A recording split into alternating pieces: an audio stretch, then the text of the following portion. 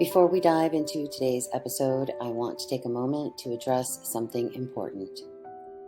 Today, we will be discussing some sensitive topics and information that may be distressing or triggering for some listeners. Your mental health and well-being is a top priority. If at any point you feel uncomfortable or overwhelmed, I encourage you to take a break, step away, or seek support from a trusted friend, family member, or a mental health professional. Remember, it's okay to put yourself first. Taking care of your mental health is crucial, and there are resources available if you need them. I've included some helpful links and contact information in the show notes for anyone who may need support. Thank you for listening, and please take care of yourselves.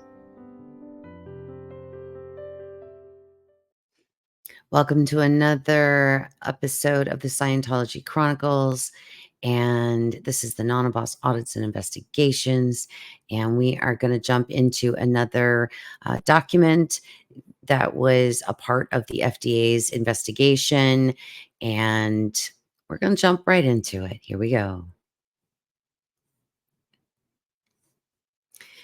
November 13th, 1970, between a telephone conversation between Mrs. Alma Nitti and Mr. Raymond L. Sweeney of the Food and Drug Administration. He's a food and drug officer in the Buffalo Division, referencing Scientology of Washington, D.C.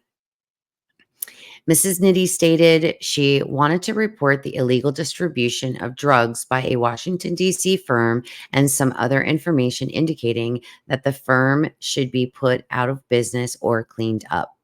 Mrs. Nitti stated that she had just returned from Washington, D.C., where she had been called by her son-in-law to see if she could help her daughter and granddaughter get out. The son-in-law had been unable to do anything with the daughter and Mrs. Rena Alexander.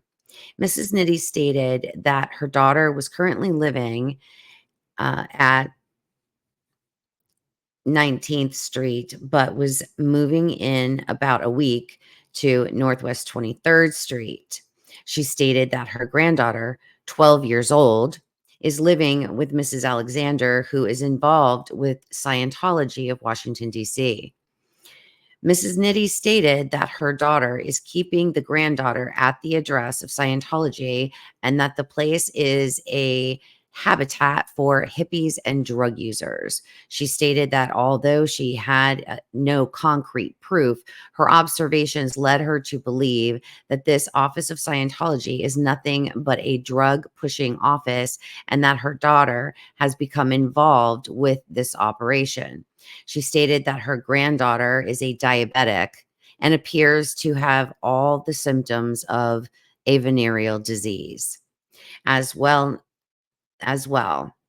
She stated that because of the work her daughter is doing at this address, Scientology is planning to set her up as a manager of the Scientology office on West Farmington Road in Virginia Beach, Virginia, in the near future. Mrs. Nitti stated that she believed this will only help to make more widespread the illegal distribution of drugs. Mrs. Nitti stated that she hopes someone can check out this distribution of drugs at these locations and also believes that the unhealthy conditions are prevalent both at the office of Scientology at Washington and at the 19th Street address where her daughter is presently living. Mrs. Nitti stated that she is a registered nurse and is familiar with the effects of drugs being used. She stated that she believed her daughter may be beyond help, but that her granddaughter may yet be saved. I told Mrs. Nitti that I wasn't sure that our agency had much jurisdiction over this operation, but that I would report what she had told me to the office covering Washington, D.C. and the Virginia Beach area. Mrs. Nitti stated that if she could be of any assistance in helping to investigate the operations of this firm, she would be very happy to do so. She gave her telephone number to me as well. That's a lot to process, actually. Tell me in the comments what you guys think. What do you guys think about this nurse? Do you think maybe she should have maybe stressed a little bit more about what was going on with the 12-year-old granddaughter than what was going on with illegal drug use? Tell me in the comments what you think. No more kids in Scientology. Kids can't consent. And I will see you on the next one. Please remember, spread love and kindness wherever you go.